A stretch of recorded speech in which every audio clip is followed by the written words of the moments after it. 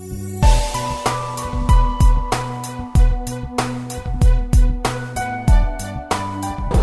to the second edition of World Cashew Convention. I'm Chandana Shiv and I'm from cashewinfo.com. Today with me I have Olusegun Awolowo, who is the CEO of NEPC. Welcome to WCC, sir. Thank you for having me. Nice to see you. The Nigerian export of ASEAN has increased substantially over years. So what are the initiatives or the various steps taken by NEPC to doing so in terms of quality and in terms of quantity? Yes, thank you very much. In 2014, we did about 120,000 metric tons. But this year, production has scaled up to about 160,000 metric tons. Of that, we exported 150,000 metric tons. So what we did was we embarked on we're working with the USAID, and we have a two-legged strategy to drive cashew. Of course, we're looking at production and processing in Nigeria, but at the same time, we knew we had to scale up production of our cashew, raw cashew, in order to even meet it. I remember last year I was discussing with the Vietnamese, and I was really talking about processing, and the idea was that, look, Mr. Awolowo, you produced 120,000 metric tons. We alone imported 112 of that. So you have very little left with to talk of processing. Yeah, because we are looking more of reducing export of raw materials, and because no nation can grow, we're just exporting raw materials. But at the same time, we need to earn foreign exchange. We need to keep our farmers happy, and so we were going on about. There is a big program on in Nigeria now called the Zero Oil Program, and the idea is that for us to stop relying on oil and focus on other of our programs. Agriculture is key, so we're scaling up production of most of our agricultural products. Now, in the case of cashew, it's a success story. It's a gradual thing. We're building up, and this year, 2016, we hope to scale up production to 175,000 metric tons. So there is a gradual progress in that. The other thing is also improving on the quality, and we've been working a lot with the farmers, introducing to them the best agricultural practices, and we're looking at storage capacity. Then we're looking at the jute bags, to store, to reduce the moisture and to get it. So we've learned from most of our trips, particularly our visit to Vietnam, when we went round to the quality control and see what is happening. So we're working on that. Yes. So that is the success story of Nigerian cashew. And what is the amount of emphasis that the African farmers and the processors give to the byproducts? Take it as CNSL, that might be CNSL oil or other byproducts. Yes, we're looking. I told you that's the second stage, and when you look at Vietnam and India, what they do with their cashew, and even at Tanzania, what they're able to do with their cashew, the process. But cashew is not that popular yet in Nigeria. Groundnuts are even more popular. Yes.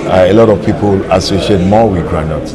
So we are embarking on another strategy, which is to introduce cashew into the Nigerian diet. Okay. Cashew is not popular in Nigeria at all. Right. People prefer groundnuts. Okay. They don't really understand the health benefits of cashew.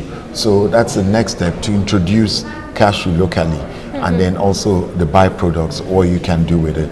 And then that will encourage processing in Nigeria. Yes. Because if there is no local market, and if the market is only abroad, then they have very little interest in it. So that's part of our cashew strategy. Is there a delay in transit time of shipping lines, and is it affecting the export of cashews?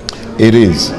We have infrastructure problems, which the government is really looking at in terms of even the road, to get to the ports. And then now we're working with our customs service more.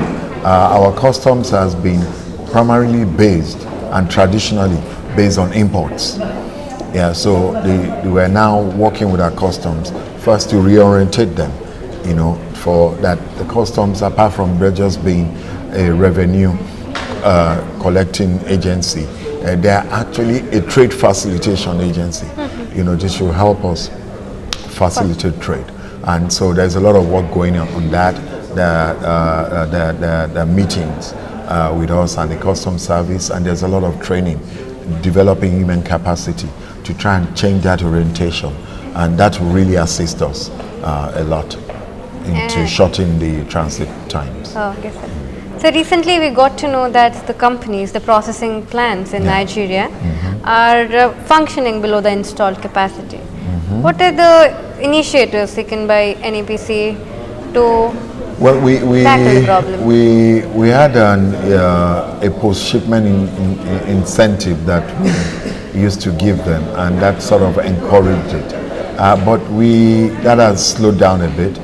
But nonetheless, we're looking at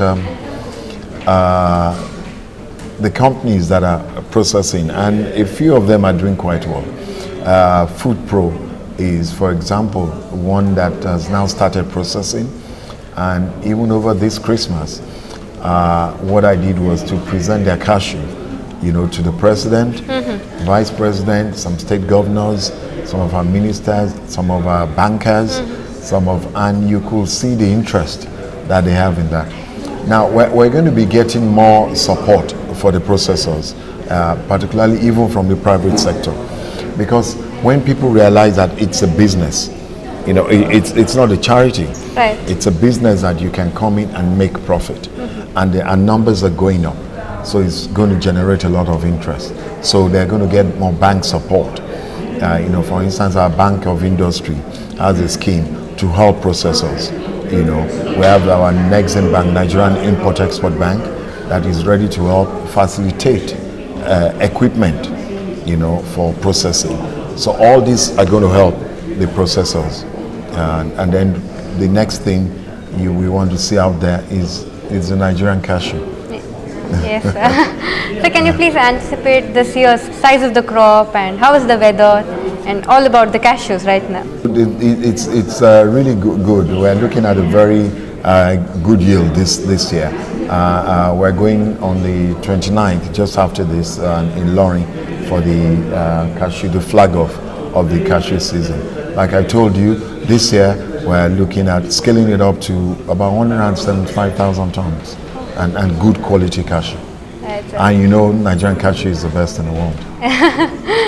What are the achievements of NEPC in 2015, and what are your goals for 2016, sir? Our goal this year is to really drive the diversification of the Nigerian economy, and we're key there. We're right at the apex of that, and that is the idea. We're pursuing our zero oil plan, and this is a chance for Nigerians to sit back and look and say, look, how do we even get into the international market with many of these stuffs? And a focus in agriculture, solid minerals, and we're looking at petrochemicals as well, and IT, ICT, and export of services, which we haven't done, as well as a country like India has done, and even Vietnam. So that is the focus of NEPC, and indeed the Nigerian focus, because this government now has diversification as their number one priority agenda. And oil prices have crashed, and they're going down every day. So we need to focus more on what else we can do. And cashew is one of our good products, and cashew can grow almost everywhere in Nigeria. We have 36 states. It's estimated cashew can grow over 23 states, countries. So there's no reason why we cannot be the number one cashew country in the world.